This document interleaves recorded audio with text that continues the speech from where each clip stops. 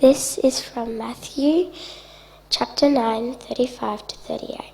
Jesus went through all the towns and villages, teaching in the synagogues, proclaiming the good news of the kingdom, and healing every disease and sickness.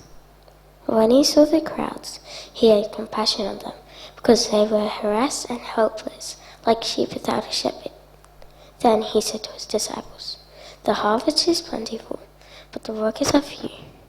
Ask the Lord of the harvest, therefore, to send out workers into his harvest field." Thank you, Maddie. Thank you, Maddie. That was great. Thank you.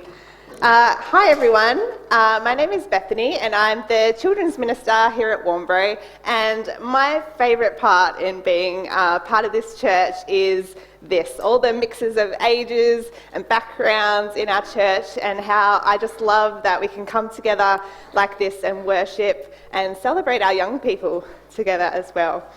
And Nicholas the other week, he brought that up too. He said, that we need each other to spur one another on, and that's, the same in these young people as well. We're a people of God that are united together, gathering to worship and pray and sharing the word together, to build one another up and to correct one another and to serve alongside each other. But, many people out there in our community and the world, they don't know that joy of having the people of God around them, being part of God's family. And we're going to unpack that verse that Maddie just read to us, where Jesus himself was noticing this in the people that he was before.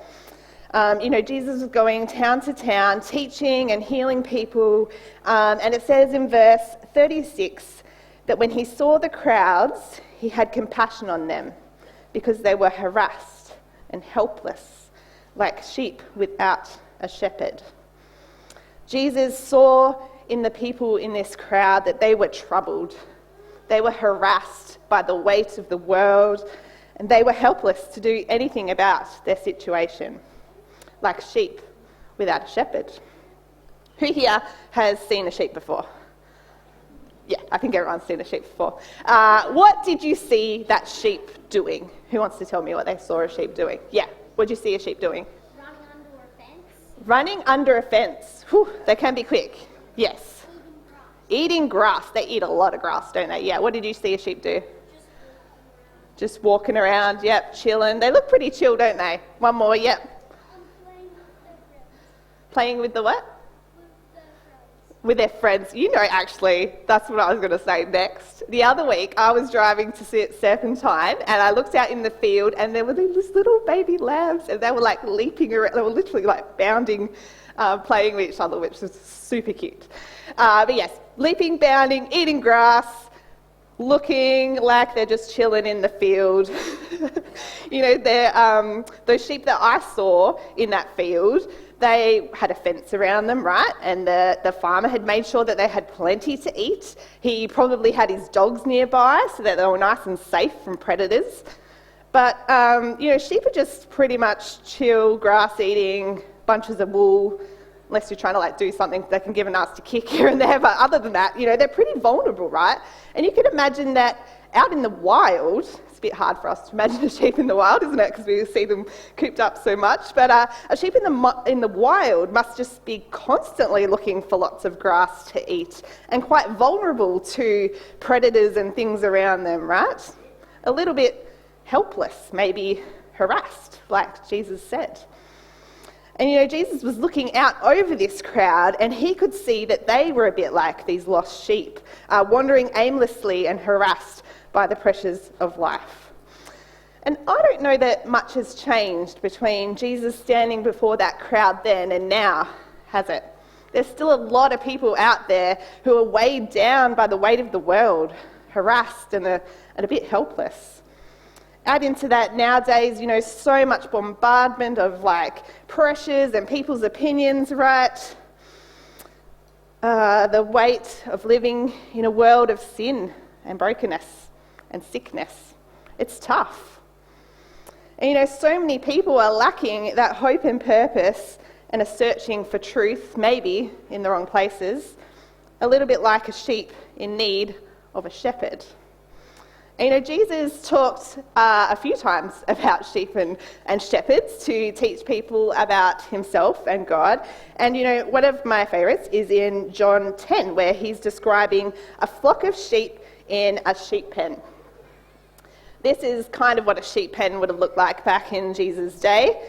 If there was one of these close by, the shepherd might shepherd his sheep into the sheep pen. And there where you see that gap in the wall, sometimes there might be a gate, but often the shepherd himself would just sleep in that gap to protect the sheep inside. And in John 10, Jesus was trying to explain who he was to some guys named Pharisees, using the image of sheep in a sheep pen. Jesus said that if somebody jumps the wall, they're a robber and a thief. And only the person who enters through the gate is the shepherd, and the sheep will only listen to him. And the Pharisees, they were like, wow, Jesus, that makes total sense. You've made it really clear to me. No, they didn't. Like a lot of time when Jesus used images, they were really confused. But thankfully in verse 7, he explains it a bit more for us. He says, Therefore Jesus said again, very truly I tell you, I am the gate for the sheep. All who come before me are thieves and robbers, but the sheep have not listened to them. I am the gate. Whoever enters through me will be saved. They will come in and go out and find pasture. The thief comes only to steal, kill, and destroy. I have come that they may have life and have it to the full. And in verse 14-15, he says, I am the good shepherd. I know my sheep, and my sheep know me. Just as the Father knows me, and I know the Father, and I lay down my life for the sheep. Jesus is the good shepherd. His sheep, his followers, us, his little flock, we know his voice and we follow him. And Jesus makes sure that we have what we need, protects us, and he promises that he has come that we may have life and have it to the full. Doesn't that sound good? Because you see, without Jesus, life is incomplete. We were made for a relationship with God. We need his grace and love and protection and a hope in something that is beyond this life with him one day. Jumping back to that passage in Matthew 9, Jesus could see that these people in front of him needed the good shepherd. They needed him. And as he looked out, the verse says that he had compassion. But more than compassion, I love the NIV version says he felt deep concern. Or in the Message, it words it as when he looked out over the crowds, his heart broke. So confused and aimless they were. Jesus' heart broke because his heart is the same as God's. And God longs for his people to be gathered to him, longs for them to come and accept his love, come through that gate through Jesus and be with him. Jesus' heart was breaking for all of those people in the crowd back then, and I bet Jesus' heart is breaking for the people in our community and world right now who need him too. People who are searching and need salvation, hungry, wandering, aimless.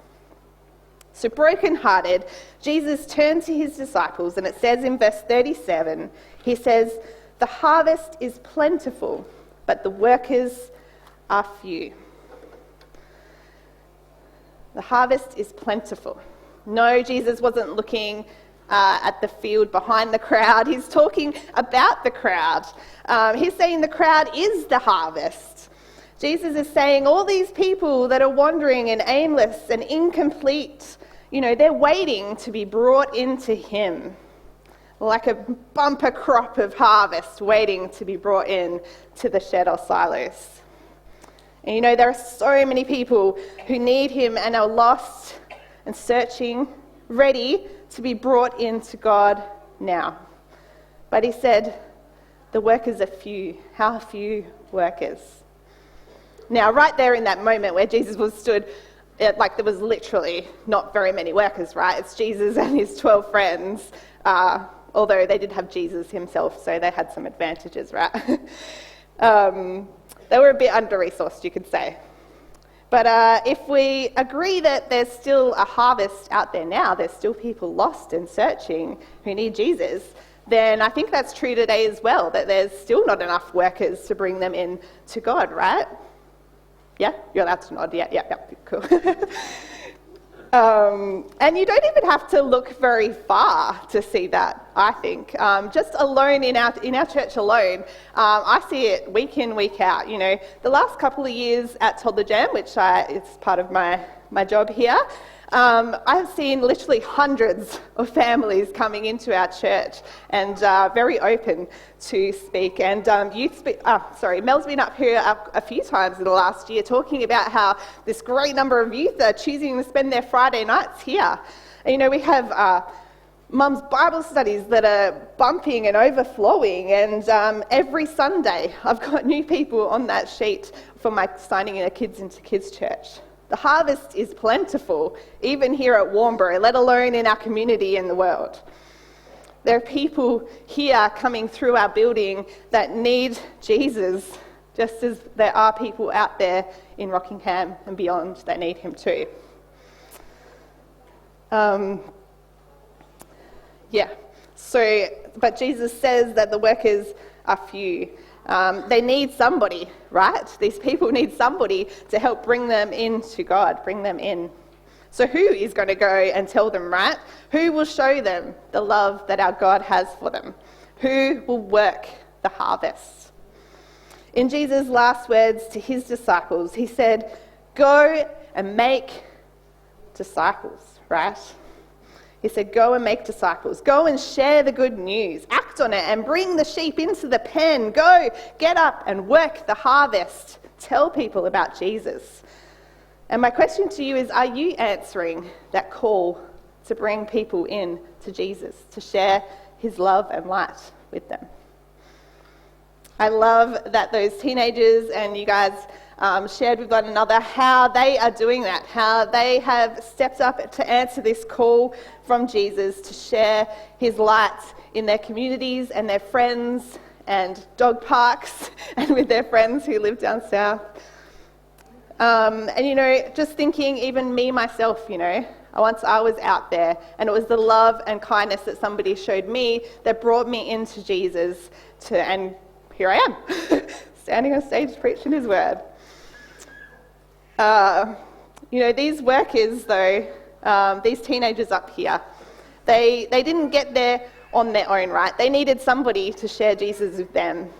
All of those teenagers that are up here, they've been brought up in families and a church who has prayed with them, prayed for them, supported, encouraged them, given them opportunities to serve and try out their gifts that God has given them.